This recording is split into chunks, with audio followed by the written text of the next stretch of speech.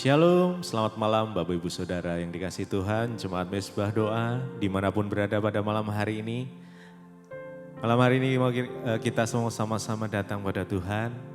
Mari kita mau siapkan hati, tubuh, pikiran, dan jiwa kita. Kita mau menyatukan hati kita untuk datang menyembah Tuhan. Mari sama-sama kita berdoa. Tuhan Yesus, kami bersyukur buat malam hari ini ya Tuhan. Kami bersyukur Bapa untuk penyertaan-Mu, untuk pertolongan Tuhan, penyertaan Tuhan yang selalu nyata di dalam kehidupan kami.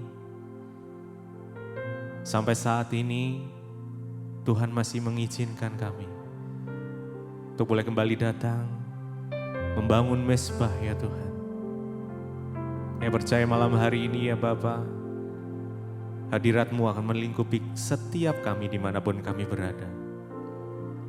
Dan biarlah kami ya Tuhan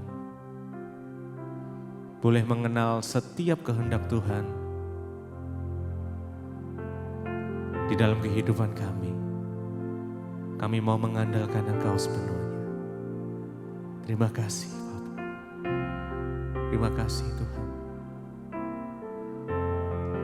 Kami datang menyembah Engkau malam ini. Mari sama-sama kita datang pada Tuhan. Kita sembah Dia. Naikkan ucapan syukur kita. Naikkan penyembahan kita. Naikkan mazmur-Mu. Terima kasih Tuhan. Kami bersyukur kepadamu. Terima kasih buat kasih setia-Mu. Terima kasih ya Tuhan.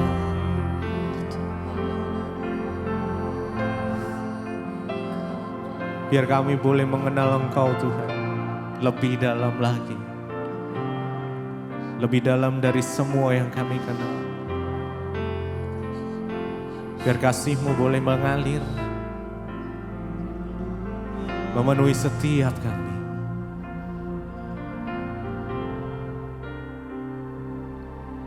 Dan ku ingin mengenal-Mu Tuhan lebih dalam dari semua yang ku kenal. Tiada kasih, tiada kasih yang melebihi-Mu. Ku ada untuk menjadi penyembah-Mu. Dan ku ingin mengenal-Mu Tuhan lebih dalam dari semua yang kau kenal. Tiada kasih yang melebihi-Mu. Ku ada untuk menjadi penyembah. Dan ku ingin mengenal. Biar kami boleh mengenal Engkau ya Tuhan lebih lagi. Lebih dalam dari semua yang ku kenal. Lebih dalam dari semua yang kami kenal. Tiada kasih yang melebihi-Mu. Ku ada untuk menjadi penyembah. Mari dengan segenap hati kita. Dan ku ingin mengenal-Mu Tuhan lebih dalam dari semua yang ku kenal. Tiada kasih yang melebihi. Ku ada untuk menjadi dan ku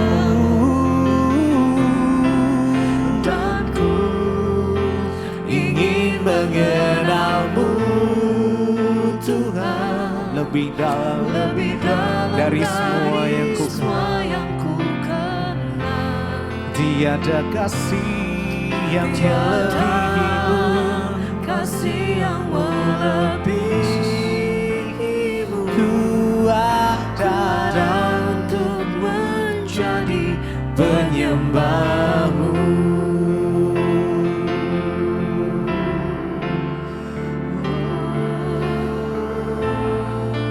Kami sembah Kau, kami ingin mengenal-Mu Tuhan, mengenal kehendak-Mu di dalam hidup kami, lebih dalam dari semua yang kami kenal. Oh Yesus Tuhan, dan ku ingin mengenal-Mu Tuhan, lebih dalam dari semua yang kami kenal. Tiada kasih yang melebihimu.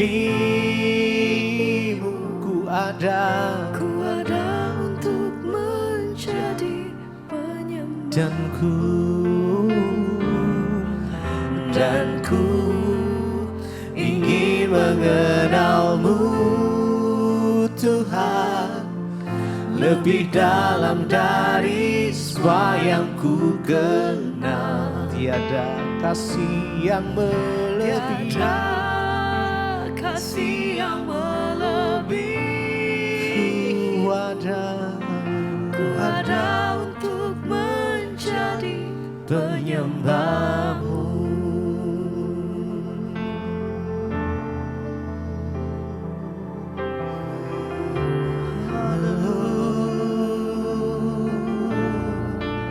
Sebab itu kami terus akan mengiring-Mu ya Tuhan. Sebab itu kami akan terus berjalan bersama-sama dengan-Mu ya Tuhan.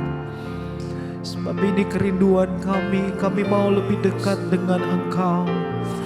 Bahkan dalam pikiran kami ya Tuhan, bahkan dalam kehendak kami ya Tuhan, kami serahkan ke dalam tangan-Mu. Dan biarlah Engkau yang terus berperkara dalam hidup kami. Haleluya. Oh, makasih. Terima kasih Tuhan. Terima kasih Tuhan. Dan kami akan terus bawa hidup kami semakin dekat dan mendekat bersama-sama dengan Engkau ya Tuhan.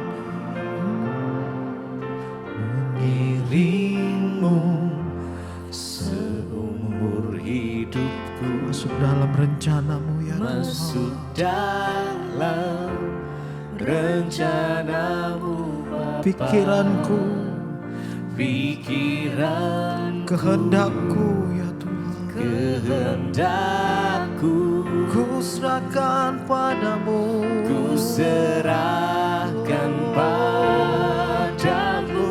Amin. Harapanku Harapanku hanya di Tuhan, dalam-Mu, hanya dalam-Mu. ku kan teguh Dan iman kami kan bersama-Mu teguh Tuhan. bersama-Mu. Jadikan Amin Yesus Tuhan.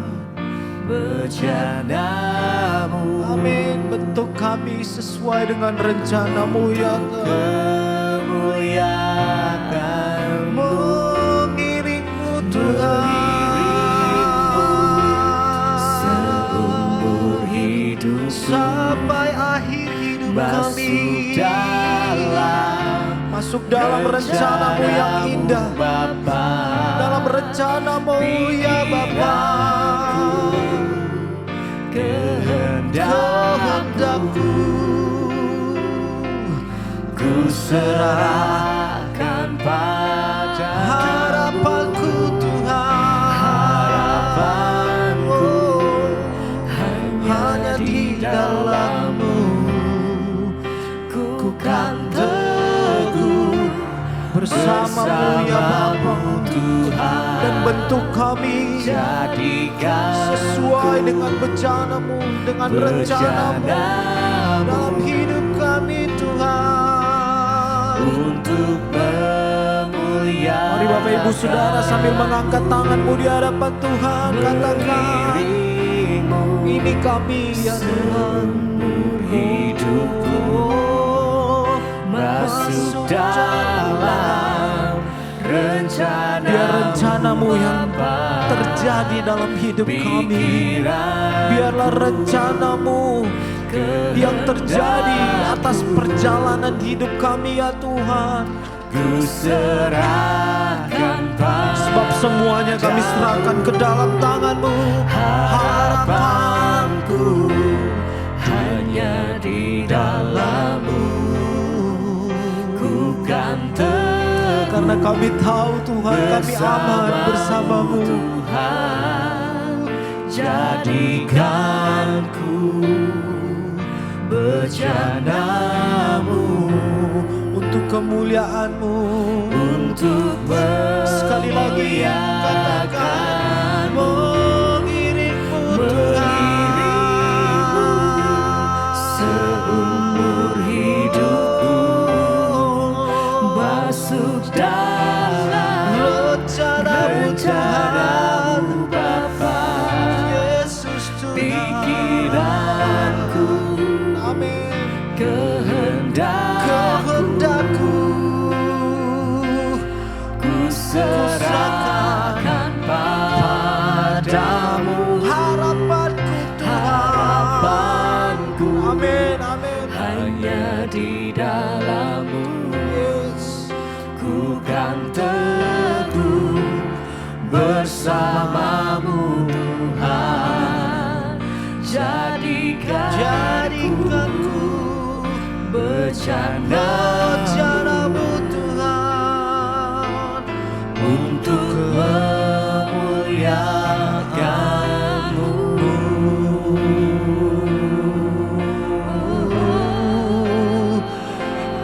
Jadikan kami sesuai dengan bencana-Mu ya Tuhan.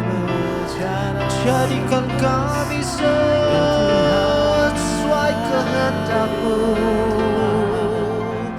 Sebab itu Tuhan, kami akan terus menaruh pikiran kami, kehendak kami, semua yang kami bisa kami mau serahkan ke dalam tangan-Mu ya Tuhan. Dan bekerjalah dalam hidup kami. Sebab itu kami berkata kepadamu, mengiringmu Seumur hidupku, yes, amin, masuk dalam rencana-Mu Bapa. amin. Pikiran, Semua yang kami bisa, kehendak, semua yang kami lakukan, kehendak kami kami serahkan ke dalam tangan-Mu ya Tuhan. Oh, harapanku Tuhan hanya benar, hanya ada di dalam-Mu. ku kan teguh bersama-Mu Tuhan. Jadikanku bencana-Mu. Bentuk kami sesuai dengan kehendak-Mu, sesuai dengan kemauan-Mu ya Tuhan. Sekali lagi katakan, oh, mengiringmu. Ini kami Tuhan, masuk dalam rencana-Mu, dalam kehendak-Mu Pikiranku, kehendakku, ku serahkan amin ya padamu. Yesus, haleluya. Harapanku hanya di dalam-Mu Tuhan. kan teguh Amin. bersama-Mu Tuhan. Jadikanku Amin. bencana rencanamu untuk kemuliaan-Mu. untuk memuliakan-Mu.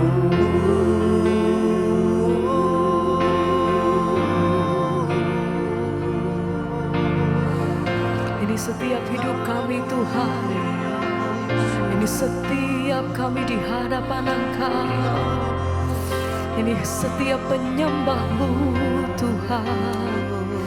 Kami datang menyatakan bahwa dalam setiap perkara dalam musim hidup kami mau tetap percaya kepada Engkau. Tuhan, kami berpegang teguh hanya di dalam Engkau. Apapun musim dalam hidup kami mau nyatakan Tuhan, yang kami pegang teguh hanya nama-Mu, Yesus Tuhan.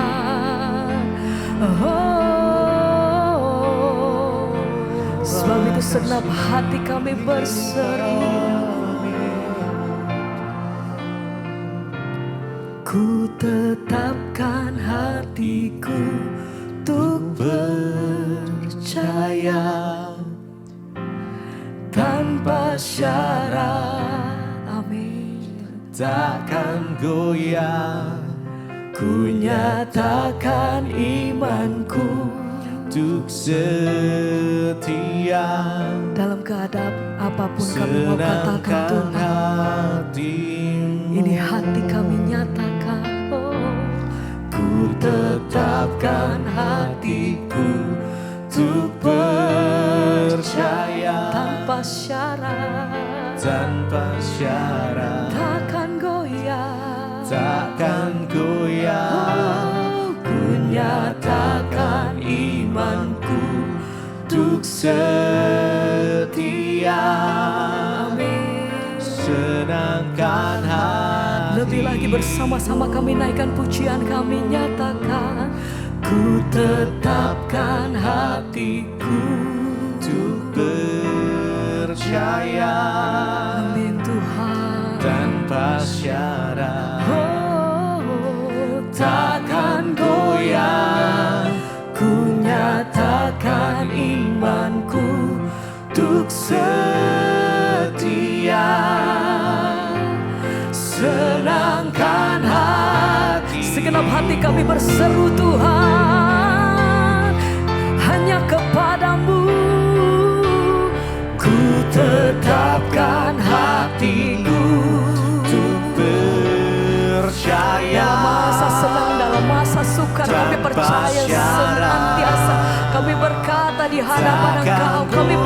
percaya Tuhan, kami tetap menyembah karena kami tahu Engkau Allah yang hidup, Engkau Tuhan kami yang benar. Senangkan hati, Mari bersama lebih lagi nyatakan, ku tetapkan hatiku untuk percaya dengan segenap hati kami nyatakan, tanpa syarat. Takkan goyah, ku nyatakan imanku untuk setia. Senangkan hatimu,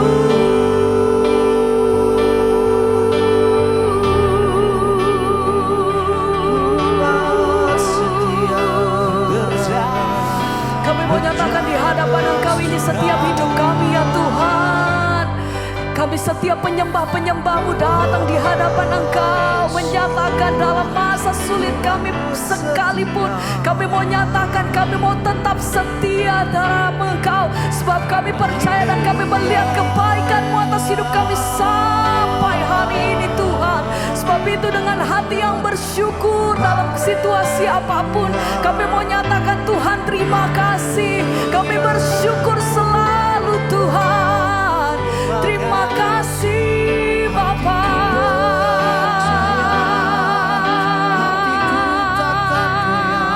Sekali lagi dengan iman sama-sama kami nyatakan, ku tetapkan hatiku untuk percaya tanpa syarat. tanpa syarat. Oh, Takkan goyah, ku nyatakan imanku untuk setia. Senangkan hati. Sekali lagi bersama dengan iman, mari nyatakan. Ku tetapkan hatiku untuk percaya tanpa syarat, takkan goyah. Ku nyatakan imanku untuk setia. Senangkan hatimu.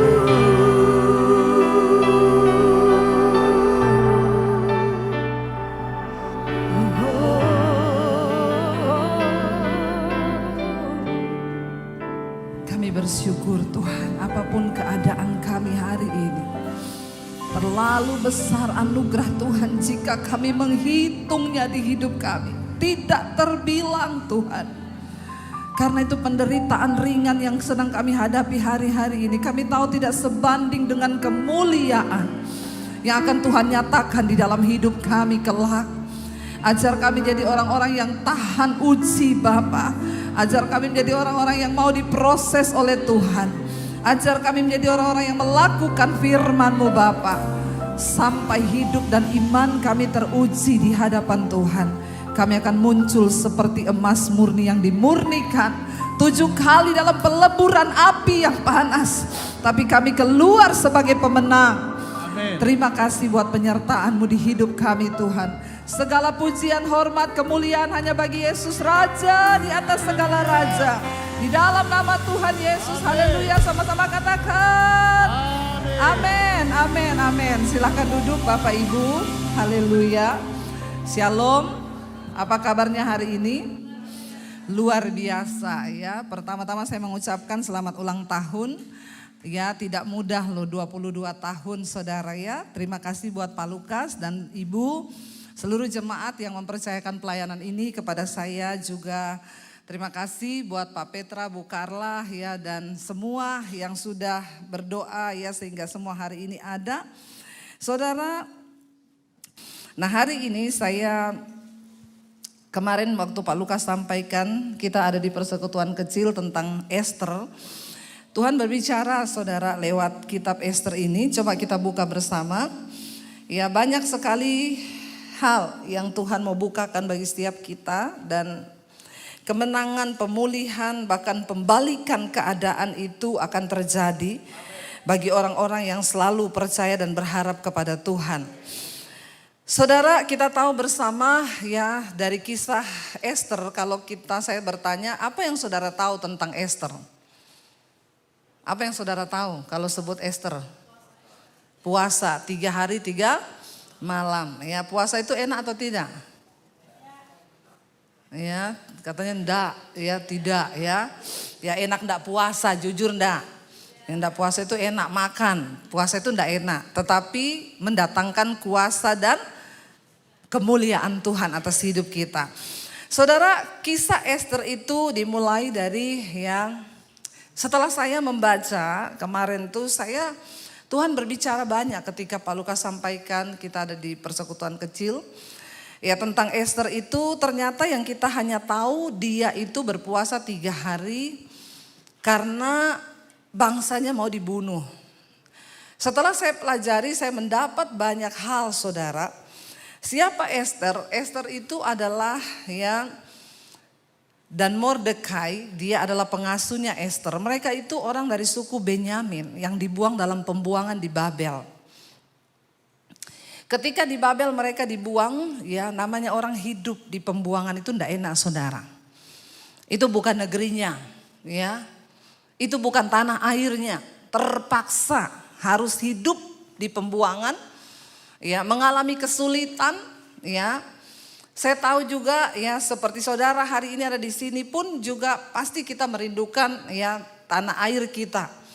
Tidak enak, tetapi ya kalau kita ada di sini itu berarti kan Tuhan yang menentukan saudara ada di sini ya. Semua harus kita syukuri dan kita percaya Tuhan turut bekerja mendatangkan kebaikan di hidup kita, amin. Dimanapun kita berada saudara. Lalu ketika satu saat saudara Ratu Wasti, yaitu ratu dari Raja Ahasiweros, itu dihukum mati karena dia dipanggil raja dan dia tidak menghadap. Akhirnya Ahasiweros marah sehingga dia menghukum mati ratu istrinya sendiri. Setelah itu raja ini muram ya, karena dia ingat-ingat istrinya, sekarang gak ada lagi ratu yang dicintai. Lalu anak buah raja itu berikhtiar memiliki sebuah keinginan untuk gimana kalau kita carikan raja istri yang baru supaya dia tidak merenung terus. Ya memang bapak-bapak itu kalau kehilangan istri merenung ya bapak-bapak. Bapak-bapak kehilangan istri sedih enggak? Sedih apa senang bapak-bapak? Ini kayaknya mukanya beda ya. Ngomong sedihnya itu. Ya haleluya ya. Saya percaya sedih lah ya bapak-bapak. Ya, memang beda laki-laki sama perempuan itu, makanya banyak ya, lebih banyak janda daripada duda.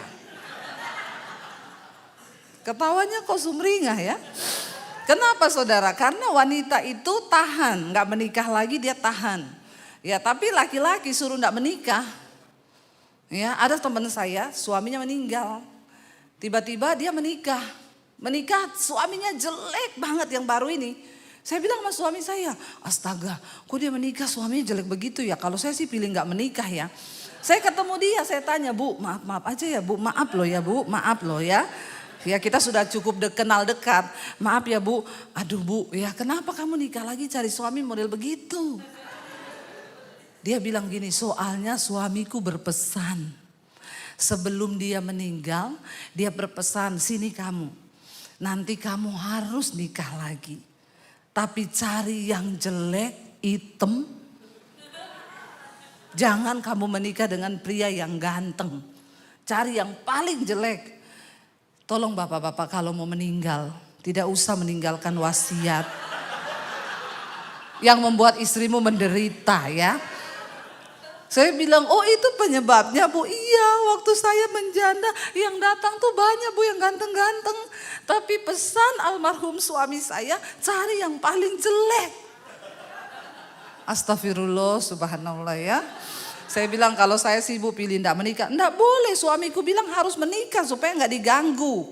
Ya jadi saya bilang sama suami saya, kalau kau duluan mati jangan berpesan begitu kepada saya. Mending kau bilang saya enggak usah menikah, oke saya enggak menikah. Daripada kau suruh saya menikah tapi cari yang jelek. Ya istri-istri tolong ya, mau mati-mati aja enggak usah bikin repot yang hidup. Kenapa ini bicaranya begini ya? Lalu saudara, karena raja ini murung terus, akhirnya mereka berpikir carilah calon istri yang menarik di hati raja. Dikumpulin semua wanita cantik yang ada di negeri itu. Nah Esther itu termasuk wanita yang elok parasnya, cantik banget. Lalu ketika Esther terpilih untuk masuk di dalam ya pemilihan yang akan menjadi ratu, Mordekai bilang begini, ndak usah kamu ngomong identitasmu. Jangan ngomong kamu orang Yahudi. Ya karena kita tahu pemerintahan di Babel, ya mereka ndak suka orang Yahudi, jadi kamu diam-diam aja. Lalu saudara, akhirnya dimasukkannya lah Esther terpilih. Ternyata dia cantik dan raja berkenan memilih Esther menjadi ratu. Artinya apa saudara? Walaupun kita minoritas, orang biasa, dari orang miskin, Esther itu sudah sebatang kara, dia anak yatim piatu, orang tuanya sudah meninggal. Tidak peduli latar belakang kita seperti apa. Kalau Tuhan mau memilih engkau, dimanapun engkau berada, Tuhan sanggup mengangkat hidup kita. Katakan amin ya. Lalu ceritanya ketika Esther sudah menjadi ratu, tidak seenak-enaknya. Menjadi ratu pun pada zaman itu harus tunggu dipanggil sama raja. Ya, menghadap baru kalau raja berkenan bisa. Ceritanya ada seorang yang bernama Haman, orang ini sombong. Orang sombong dikasih jabatan sama raja, dinaikin jabatannya pada waktu itu karena dia pinter cari muka. Tidak usah cari-cari muka sama manusia karena kita sudah punya muka, amin. Apalagi bermuka dua, hello. Ya, enggak usah, hidup itu apa adanya saja, biar ketika Tuhan berkenan, maka Tuhan yang mengangkat, amin. Kita sibuk cari muka percuma saudara. Nanti juga ya jatuhnya bakal lebih gila. Kita belajar dari Haman hari ini. Saudara, Haman ini gila hormat, ya, gila jabatan. Dia cari muka terus sama raja dan berhasil.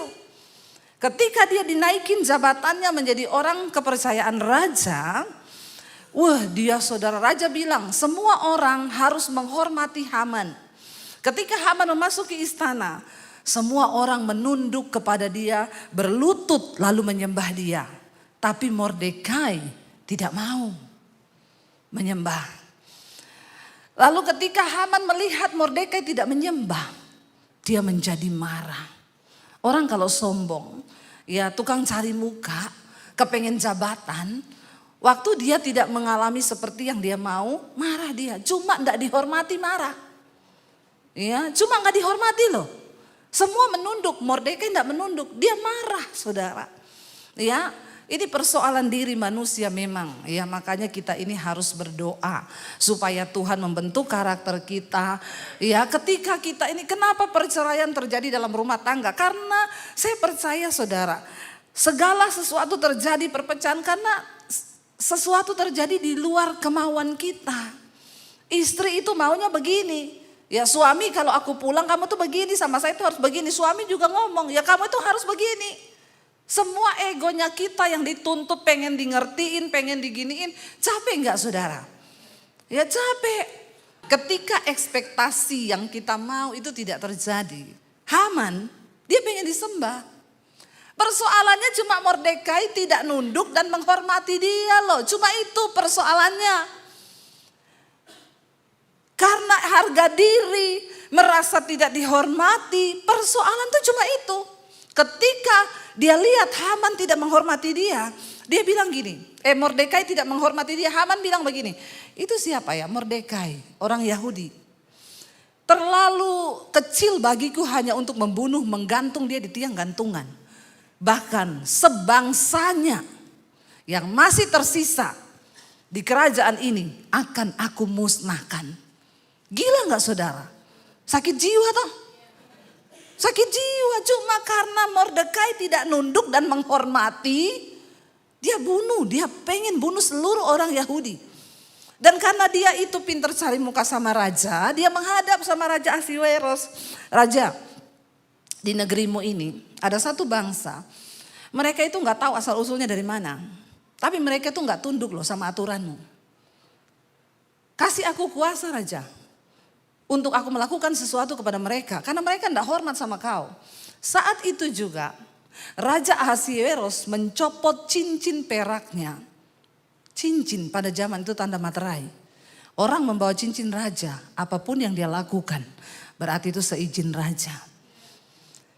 Terserah kata raja, ini cincinnya materai. Apapun yang kau melakukan kepada bangsa itu, lakukan. Aku menyetujui.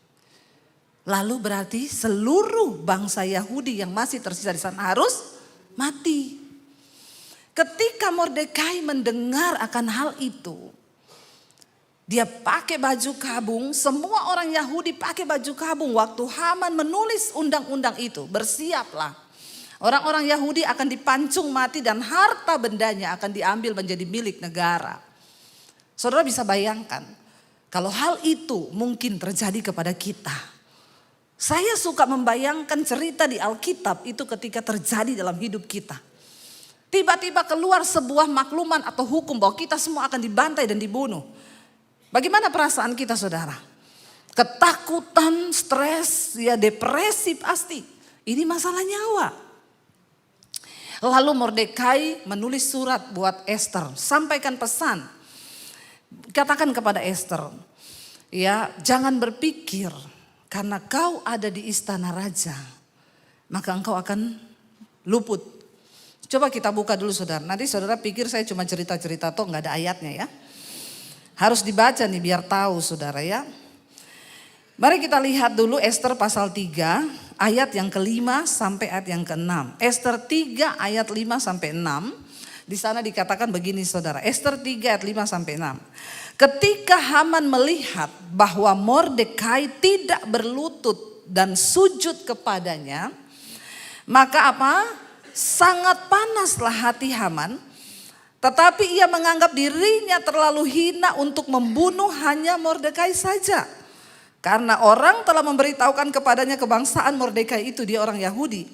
Jadi Haman mencari ikhtiar memunahkan semua orang Yahudi, yakni bangsa Mordekai itu, di seluruh kerajaan Ahasiweros.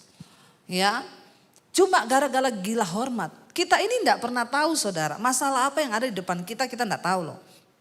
Karena bayangkan, cuma gara-gara gila hormat, satu bangsa akan dimusnahkan loh. Ini kan masalah yang serius. Hanya karena dari seorang pribadi yang kebetulan punya kedudukan dan dekat dengan raja. Saudara, kita nggak tahu loh, mungkin masalah-masalah yang terjadi dalam hidup kita itu sebenarnya bagi kita, aduh tadinya itu hal sepele tapi kenapa bisa menjadi besar. Ya, dan akhirnya ayat kita lompat ayat yang ke Ester pasal 4 ayat 11 sampai 13. Ester 4 ayat 11 sampai 13. Semua pegawai raja serta penduduk daerah-daerah kerajaan mengetahui bahwa bagi setiap laki-laki atau perempuan yang menghadap raja di pelataran dalam dengan tiada dipanggil hanya berlaku satu undang-undang, yakni hukuman mati. Hanya orang yang kepadanya raja mengulurkan tongkat emas yang dapat tetap hidup, dan aku selama 30 hari ini tidak dipanggil menghadap raja. Waktu Mordekai itu ngomong ke Ester, kasih tahu Ester, ya dia juga orang Yahudi loh. Lalu Ester bilang, kamu tahu kan orang itu kalau nggak dipanggil menghadap raja nggak bisa. Ya, apalagi kalau raja tidak mengulurkan tongkat emasnya, maka yang ada harus mati di penggal kepalanya. Walaupun aku ini istri, tapi sudah 30 hari ini, sudah 1 bulan aku ini nggak dipanggil-panggil. Ya, makanya saya nggak mau jadi istri raja. Mau ketemu suami aja angel ya. Bayangkan loh, kalau dipanggil, enggak dipanggil mati. Lalu dia bilang, kasih tahu sama Mordekai, tidak gampang. Aku harus membujuk raja untuk membatalkan semua maklumat itu. Ya, Ester ini di dalam kebimbangan juga saudara. Waktu dia sampaikan itu, lalu dikatakan di sana begini. Ketika disampaikan orang perkataan Ester itu kepada Mordekai, maka Mordekai menyuruh menyampaikan jawab ini kepada Ester. Lihat saudara, jangan kira apa? Karena engkau ya di dalam istana raja, hanya engkau yang akan terluput dari antara semua orang Yahudi. Jangan kira karena engkau permasyuri, kalau hal itu memang dilakukan, maka engkau sendiri pun tidak akan luput dari kematian karena engkau adalah orang Yahudi. Artinya apa saudara? Mordekai mengingatkan kepada Ester bahwa jangan pikir loh, jangan engkau pernah merasa aman dengan hidup ini. Mungkin ketika engkau punya uang, engkau udah punya pekerjaan yang mapan dan engkau lupa mendekatkan diri dengan Tuhan. Jangan berdiam diri loh. Hari-hari ini saudara, tidak ada di antara kita satupun yang harus merasa aman. Kita semua harus mengejar hubungan kita dengan Tuhan. Kita semua harus mengejar perkenanan Tuhan. Sebab hanya dekat dengan Tuhan saja kita akan merasa tenang. Amin. Bukan soal jumlah depositmu, bukan soal uangmu yang akan membuat engkau tenang. Tapi mendekat dengan Tuhan itu yang membuat kita tenang. Lalu Mordekai bilang, sampaikan kepada Ester. Lalu Ester ayat 15, dia berkata begini, Ester 4 ayat 15. Maka Ester menyuruh menyampaikan jawab ini kepada Mordekai, ya. Pergilah kumpulkanlah semua orang Yahudi yang terdapat di Susan dan berpuasalah ya untuk aku. Janganlah makan dan janganlah minum 3 hari lamanya, baik waktu malam, baik waktu siang. Aku serta dayang-dayangku pun akan berpuasa demikian. Dan kemudian aku akan masuk menghadap raja. Sungguh pun berlawanan dengan undang-undang. Ya, kalau terpaksa aku mati, maka biarlah aku mati. Apa yang sedang Ester cari? Dia tahu dia tidak punya kuasa sebagai ratu untuk melawan undang-undang. Dia tahu tidak ada kekuatan apa-apa. Yang dia butuhkan hanyalah perkenanan Tuhan. Dari kitab Ester kita bisa belajar untuk mendapatkan perkenanan, pembalikan keadaan dalam hidup kita. Kita cuma butuh satu hal, yaitu perkenanan Tuhan. Yang Ester gumuli hanya apa? Raja ini mengulurkan tongkat. Ini bicara perkenanan, saudara. Kalau hati raja berkenan, maka apapun yang dia minta pasti akan diberikan. Ya, lalu dia berkata, sampaikan dan umumkan bahwa kita semua harus berpuasa 3 hari 3 malam. Saudara yang belum pernah silakan coba. Saya pernah melakukan puasa 3 hari 3 malam. Waktu itu ada satu orang itu datang kepada saya, ibu-ibu, dia bilang gini, Bu, waktu itu saya belum Bu ya, dia panggil Debbie, iya kenapa? Suamiku mau santet kau. Kenapa? Ya dia tersinggung, dia gak suka sama kamu. Dan memang suami saya itu dia bilang, itu di kamarnya itu ada paku-paku, gambar orang bentuk kepala. Ya, lalu dia nyalain lilin, kalau dia mau santet orang, dia tinggal tusuk pakai jarum di mata, di mana. Itu terjadi. Saya waktu mendengar hal itu saya ya takut, saudara. Dibilang mau disantet itu takut juga ya. Tapi saya berdoa, ketika saya berdoa, Roh Kudus menggerakkan saya doa puasa 3 hari 3 malam. Maka semua panah-panah api dari si jahat akan aku kembalikan kepada orang itu.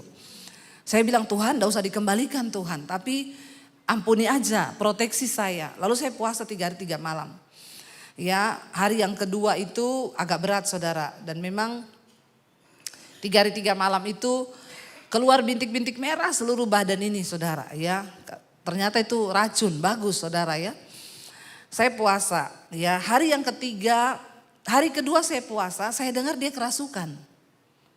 Hari yang kedua saya puasa, dia kerasukan. Hari yang ketiga saya puasa, dia panggil saya, saudara. Sebelum saya buka puasa, orang itu panggil saya. Dia bilang begini sama saya akui loh kamu, saya akui imanmu. Kenapa Pak? Saya coba kamu dengan ilmu saya, gak bisa masuk.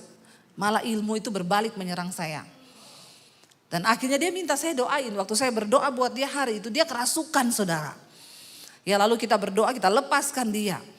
Dari situ saya melihat memang benar, kuasa doa puasa itu dahsyat dan luar biasa. Amin, saudara.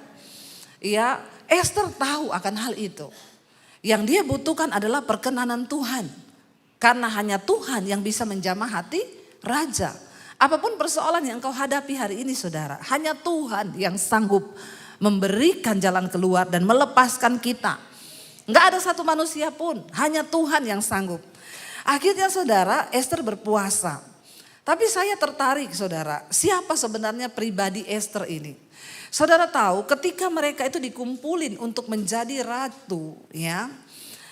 Di Ester pasal yang kedua, kita lihat bersama ayat 12 sampai 13. Ester 2 ayat 12 sampai 13. Tiap-tiap kali seorang gadis mendapat giliran untuk menghadap Raja Ahasiweros, Ester 2 ayat 12. Dan sebelumnya ia dirawat menurut peraturan bagi para perempuan selama 12 bulan. Sebelum menjadi ratu, mereka dirawat dulu selama 12 bulan menurut aturan yang ada semua perempuan. Sebab seluruh waktu itu digunakan untuk pemakaian wangi-wangian, 6 bulan untuk memakai minyak mur, dan 6 bulan lagi untuk memakai minyak kasai serta lain-lain wangi-wangian perempuan. Lalu gadis itu akan masuk menghadap raja. Dan kalau dia dapat perkenanan raja, segala apa yang dimintanya itu akan diberikan kepadanya. Saudara, ternyata untuk mendapatkan perkenanan raja, seorang wanita yang akan menjadi permaisuri itu dilulurin, diwangi-wangiin selama 1 tahun 12 bulan. Dipakein 6 bulan itu minyak mur supaya tidak ada bau badan sedikit pun. Karena kalau dia masuk menghadap raja ada bau keringat. Ini saya bilang bau keringat kok pada ketawa ya. Ya itu raja akan terganggu dan dia tidak akan dapat perkenanan ya. Karena memang bau keringat itu ya enggak enak, saudara ya. Tapi ada orang bau keringat dia enggak sadar kalau dia bau keringat. Nah itu yang menakutkan ya. Itu menyiksa orang-orang di sekelilingnya ya. Dia bilang enggak, saya enggak bau, harum kok. Nah gitu, saudara, dia diwangi-wangiin sampai aroma tubuhnya itu mengeluarkan wangi minyak mur. 12 bulan, 6 bulan dikasih wangi-wangi minyak mur, lalu 6 bulannya rempah-rempah untuk menghadap raja dan mendapatkan perkenanan raja. Arti rohaninya apa, saudara? Kalau engkau ingin mendapatkan perkenanan Tuhan, jangan ada bau yang tidak senang di mata Tuhan. Jangan ada bau dosa di hidup kita yang membuat Tuhan jijik dan muak dalam hidup kita. Kemunafikan, segala hal-hal yang berbau dosa. Mungkin orang lain tidak lihat, tapi Tuhan itu maha melihat. Mari kita tinggalkan segala kenajisan, kepahitan, iri hati, kedengkian, ya, homoseksual, lesbian, ya. Kita tahu semua itu menentang hukum-hukum Tuhan. Jangan sampai kita hidup menjadi orang yang berbau busuk di depan Tuhan. Dan bau kita itu najis sehingga Tuhan jijik. Boro-boro kita dapat perkenanan Tuhan. Berhadapan dengan kita saja Tuhan tidak mau. Jangan ada yang menyimpan dosa, perselingkuhan, kepahitan. Buang itu semua. Kita tahu diri kita ini siapa. Cek diri kita, dan Alkitab berkata Tuhan menaruh hukum-hukumnya dalam hati manusia. Supaya kita tahu mana yang berkenan kepada Tuhan, mana yang tidak. Engkau kepahitan sama orang, engkau tahu itu Tuhan tidak suka toh. Ya lepaskan pengampunan. Tuhan dalam nama Yesus, aku ini jengkel sama dia itu Tuhan, jengkel. Tapi karena firman-Mu berkata aku tidak boleh jengkel, dalam nama Yesus aku ampuni dia Tuhan, aku lepaskan. Itu bukan untuk kebaikan orang itu aja, saudara. Tapi untuk kebaikan kita supaya kita mendapat perkenanan Tuhan. Ya, jangan ada iri, dengki, jangan ada dosa-dosa. Keterikatan, lihat film porno. Ya, orang enggak tahu. Tapi apakah Tuhan lihat apa tidak? Anak-anak muda, ya, lepaskan dirimu dari segala dosa agar engkau berkenan kepada Tuhan. Amin. Ya, kita berdoa, saudara. Perselingkuhan suami-suami, istrimu tidak lihat engkau di luar. Ya, tetapi mata Tuhan melihat. Itu artinya 1 tahun dia harus dipakein rempah-rempah. Agar dia menghadap raja, raja mengulurkan tongkat, baru dia dapat perkenanan. Akhirnya Esther puasa. 3 hari 3 malam Esther berpuasa, saudara. Lalu apa yang terjadi? Ya, lihat ketika Tuhan bekerja. Saudara tahu, pada waktu itu kalau kita lihat ya, dikatakan Esther 5 ayat yang pertama. Pada hari yang ketiga Esther mengenakan pakaian ratu. Setelah dia puasa 3 hari, dia pakai baju ratu. Tadinya pakai kain kabung. Kain kabung itu warna putih, tanda orang merendahkan diri. Dia ganti baju, pakai baju ratu, pakaian ratu untuk menghadap raja. Berdirilah Esther di pelataran dalam istana raja. Tepat di depan istana raja, raja bersemayam di atas tahta kerajaan di dalam istana. Berhadapan dengan pintu istana itu. Ini adalah saat yang sangat mendebarkan. Apakah Esther memperoleh perkenanan raja?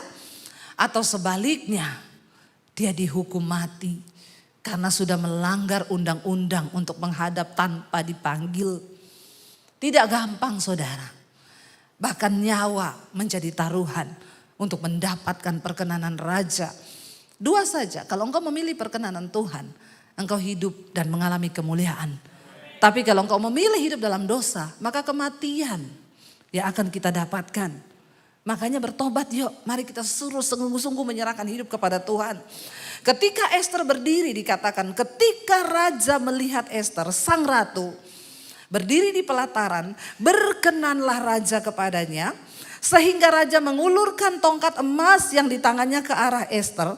Lalu mendekatlah Esther dan menyentuh ujung tongkat itu. Tanya raja kepadanya, apa maksudmu hai Ratu Esther? Dan apa keinginanmu? Sampai setengah kerajaan sekalipun akan kuberikan. Kalau raja sudah mengulurkan tongkat, apapun yang diminta harus dikasih, saudara. Dia bilang setengah kerajaan pun akan aku berikan. Jawab Esther, jikalau baik pada pemandangan raja, datanglah kiranya dengan Haman pada hari ini ke perjamuan yang akan aku adakan ya bagi raja. Maka titah raja, hari ini cepat suruh Haman panggil. kita akan makan di perjamuan yang Esther akan berikan. Esther bikin perjamuan. Singkat cerita saudara, lagi minum anggur dan makan, raja tanya kepada Esther, apa yang engkau mau? Kasih tahu apa yang engkau mau, maka aku akan menuruti. Esther gak terburu-buru. Dia bilang, kalau memang raja mau ya mendengarkan permohonan hamba ini, maka biarlah hamba mendapatkan kasih di mata raja. Besok datang lagi ke perjamuan yang akan aku adakan. Raja dan Haman harus datang ke perjamuan itu. Belum langsung dia minta saudara. 2 kali dia suruh raja datang. Raja bilang, oke, baik, besok aku akan datang. Lihat Tuhan bekerja. Ketika raja pulang, kita lihat Esther pasal 6 ayat yang pertama. Esther pasal 6 ayat yang pertama. Tuhan bekerja. Pada malam itu juga raja tidak dapat tidur. Maka bertitahlah baginda untuk membawa kitab pencatatan sejarah. Lalu dibacakan di hadapan raja. Dan di situ didapati suatu catatan tentang Mordekai. Yang pernah memberitahukan bahwa Bigtan dan Teres, 2 orang sida-sida raja yang termasuk golongan penjaga pintu, berikhtiar untuk membunuh Raja Ahasiweros. Ketika Tuhan bekerja, hal-hal yang tidak masuk akal terjadi. Malam itu raja tidak bisa tidur. Tiba-tiba gelisah. Siapa yang bekerja saudara? Tuhan. Karena raja nggak bisa tidur, gelisah, raja iseng. Dia panggil ajudannya, sini. Kamu ambil itu catatan sejarah istana ya. Tolong baca-bacain dong buat aku. Ini sejarah yang sudah terlupa loh. Lalu dibacalah. Pada satu saat ada 2 orang penjaga pintu yang berikhtiar membunuh raja. Kejadian itu terjadi pada tanggal sekian-sekian. Tetapi seorang yang bernama Mordekai menyelamatkan raja dari maksud pembunuhan itu. Cara Tuhan itu kita gak pernah bisa pikir saudara, amin. Ini kisah yang sudah lama dan tidak pernah diingat. Tapi waktu Tuhan bekerja karena kita mendapatkan perkenanannya. Loh, apa yang tidak mungkin bagi Tuhan? Apa yang tidak masuk akal? Apa yang tidak terpikir? Dan itu terjadi karena Esther berdoa puasa. Amin saudara. Waktu dibacakan raja kaget. Loh, kan raja tidak tahu kalau Haman ini benci kepada Mordekai. Karena Mordekai tidak mau hormat kepada dia. Raja kan tidak tahu kisah itu sampai akhirnya mau dibunuh nih bangsa Yahudi. Raja tidak pernah tahu, tapi Tuhan kalau bekerja dia bongkar sampai ke bawah-bawah, sampai ke hal-hal yang tidak kita pahami dengan logika. Tuhan sanggup turut bekerja untuk mendatangkan kebaikan bagi orang-orang yang berkenan di hatinya. Amin saudara. Lo tiba-tiba saja loh, lalu terbuka, lalu raja bilang, loh ada toh orang yang bernama Mordekai itu. Saudara tahu pada hari itu Haman sudah menyiapkan tiang gantungan untuk Mordekai. 50 hasta tingginya. Tapi Tuhan membalikkan keadaan. Dikatakan begini saudara. Ayat berikutnya. Maka bertanyalah raja kehormatan dan kebesaran seperti apakah yang harus kita anugerahkan kepada Mordekai. Oleh sebab perkara itu. Loh raja teringat ternyata aku belum pernah kasih penghormatan loh sama dia. Makanya saya bilang tidak usah cari muka. Waktu Tuhan tahu kita ini pantas dan layak untuk mendapatkannya. Cara yang ajaib akan Tuhan bukakan saudara, amin. Amin saudara. Dan kalau Tuhan yang bukan tidak ada yang bisa tutup. Mari kita sibuk cari muka sama Tuhan, amin. Daripada sama manusia. Waktu saudara tidak disangka-sangka. Loh saya mau tanya Mordekai lakukan apa coba. Dia bahkan tidak dapat kesempatan ketemu raja. Dia berdoa puasa bersama-sama dengan orang Yahudi yang lain. Karena mereka dalam tekanan. Karena itu saudara saya melihat di sini ternyata tekanan itu sering kali membawa kita menemukan hal-hal besar yang sedang Tuhan sediakan bagi setiap orang yang mau sungguh-sungguh mencari dia. Amin. Wow. Haman boleh mereka-rekakan kejahatan. Dalam hatinya Haman, baru ini habis ini mati kau, mati usahamu. Mati semua yang kau buat, mati pekerjaanmu. Ya, Tuhan bilang sorry ya. Kalau aku yang bekerja, sorry ya. Maka Tuhan sanggup membalikan keadaan. Saudara tahu tiang gantungan yang disediakan Haman untuk Mordekai. Terakhir dipakai gantung siapa? Haman yang naik di tiang gantungan itu. Orang boleh mereka-rekakan yang jahat buat kita. Tapi waktu engkau mendapat perkenanan Tuhan, segala kemuliaan Tuhan bisa balikan keadaan. Harusnya Haman yang mati. Jadi harus Mordekai yang mati. Jadi Haman. Lalu raja bilang begini, apa yang harus kita berikan kepada Mordekai? Kehormatan apa? Ternyata dia ini pernah berjasa. Mungkin jasa itu ditutupi selama ini. Ya, tapi waktu Tuhan yang membuka, jangan takut saudara. Mungkin hari ini usahamu gak dihargai manusia. Mungkin hari ini apa yang sudah engkau perbuat tidak pernah dihargai oleh siapapun juga. Tetap lakukan yang terbaik dan lakukan untuk Tuhan. Kalau sudah tiba saatnya maka Tuhan yang akan promosikan. Dikatakan begini, kehormatan dan kebesaran apa yang harus dianugerahkan kepada Mordekai. Sebab segala perkara itu jawab para biduanda, raja yang bertugas pada baginda. Kepadanya tidak dianugerahkan suatu apapun raja. Kasihan Mordekai itu, dia tidak dikasih apa-apa waktu itu. Raja kaget, oh dia tidak dapat apa-apa. Setelah Haman masuk, bertanyalah raja kepadanya. Haman yang ditanyai, raja ini tidak ngerti apa-apa soal Haman ini kepahitan sama Mordekai kan. Raja tanya sama Haman begini. Raja bilang begini ketika Haman masuk. Apa yang harus kita lakukan kepada orang yang berjasa kepada raja? Ya, apa yang harus raja berikan? Ya, apakah kita harus, dia bilang begini. Apakah yang harus dilakukan kepada orang yang raja berkenan menghormatinya? Kata Haman dalam hatinya. Siapa lagi yang raja berkenan menganugerahkan kehormatan lebih daripadaku? Dia GR. Raja tanya begini, habis ini pasti aku dapat sesuatu. Ya, itulah orang saudara. Ya, kalau hatinya penuh kebusukan, iri, dengki, gila hormat, gila jabatan. Lalu apa yang dia dapat saudara? Dia pikir dia yang akan dikasih itu. Pasti raja tanya buat aku. Oleh karena itu jawab Haman kepada raja, mengenai orang yang raja berkenan menghormatinya, hendaklah diambil pakaian kerajaan yang biasa dipakai oleh raja sendiri. Kurang ajar enggak? Dia itu mau menyamakan diri, dia pikir buat dia toh. Dan lagi kuda yang biasa dikendarai oleh raja sendiri dan yang diberi mahkota kerajaan di kepalanya. Dan hendaklah diserahkan pakaian dan kuda itu ke tangan seorang dari antara para pembesar raja, orang-orang bangsawan. Lalu hendaklah pakaian itu dikenakan kepada orang yang raja berkenan menghormatinya. Kemudian hendaklah ia diarak dengan mengendarai kuda itu melalui lapangan kota. Sedang orang berseru di depannya, beginilah dilakukan kepada orang yang raja berkenan menghormatinya. Ternyata semua yang dia sebutkan itu untuk Mordekai. Dia sudah menyebutkan yang terbaik karena dia pikir itu untuk, kasihan deh lu. Jangan GR, Tuhan tahu siapa milik kepunyaannya.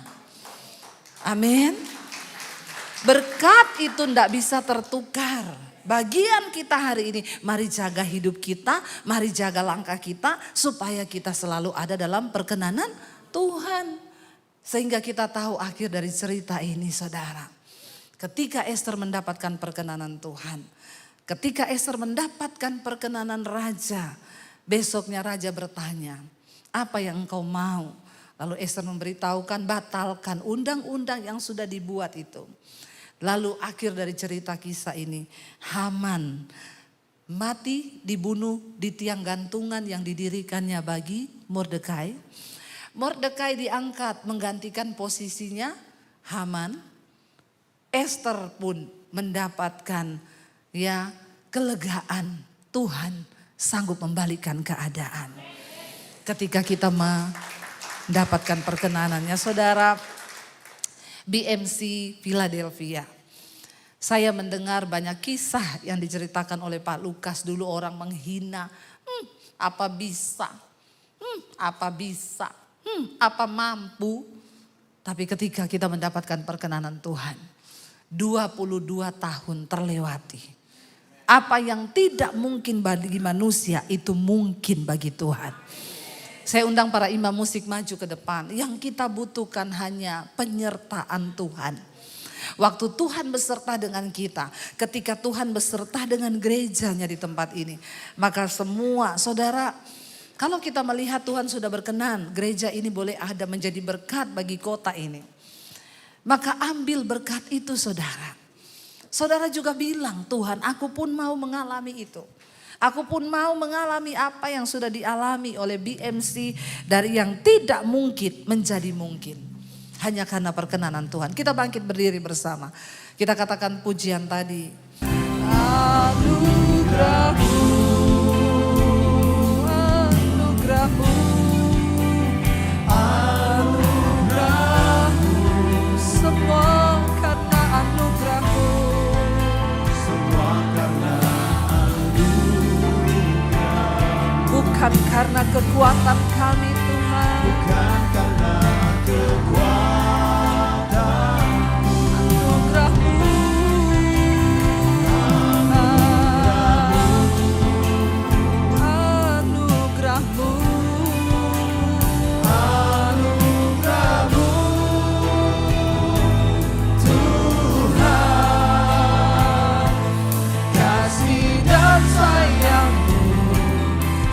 Berkekuatan bagiku. Mari kita tutup mata dalam hadirat Tuhan.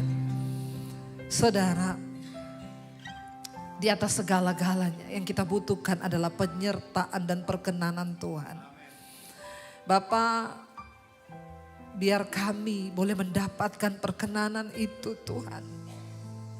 Karena kami tahu seberat apapun pergumulan yang kami hadapi, ketika ada perkenanan Tuhan di hidup kami, maka bersama Tuhan kami sanggup melewati semuanya itu Bapa. Kami berdoa, biar hidup kami berbau harum di hadapan-Mu Bapa.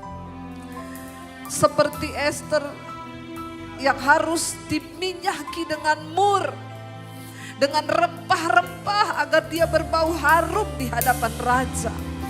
Demikian hidup kami Tuhan.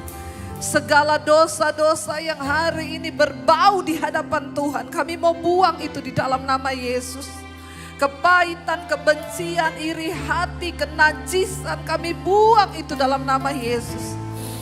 Kami berdoa biar hidup kami menjadi persembahan yang harum di mata Tuhan. Inilah hidup kami Bapa, ini hidup kami Tuhan. Engkau sanggup membalikan keadaan. Mungkin sesuatu yang menakutkan di depan kami hari-hari ini. Kami tahu ketika kami mendapat perkenanan Tuhan, Engkau sanggup membalikan semuanya menjadi berkat bagi hidup kami. Kami melihat bagaimana BMC Philadelphia Tuhan sertai 22 tahun. Itu bukan waktu yang singkat Tuhan. Berbagai pergumulan, berbagai macam tantangan. Tapi hanya oleh karena perkenanan Tuhan saja, gereja-Mu bisa boleh ada dan menjadi berkat bagi kota ini, bahkan bagi bangsa-bangsa. Kami berdiri hari ini dalam ucapan syukur kepada Tuhan. Buka hati dan tanganmu di hadapan Tuhan. Karena itu terimalah kiranya berkat rahmat anugerah dari Allah Bapa, cinta kasih Tuhan Yesus Kristus, penyertaan Allah Roh Kudus turun atas setiap kita malam ini. Bahkan sampai kali yang kedua Tuhan Yesus datang menjemput kita, nama kita tercatat di dalam kitab kehidupan. Dalam nama Tuhan Yesus yang percaya diberkati Tuhan, katakan bersama amin. Amin. Kau yang pegang tanganku, Kau yang sentuh hatiku, selamanya ku cinta Kau Yesus, selamanya ku menyembah-Mu. Kau yang pegang tanganku, Kau yang sentuh hati.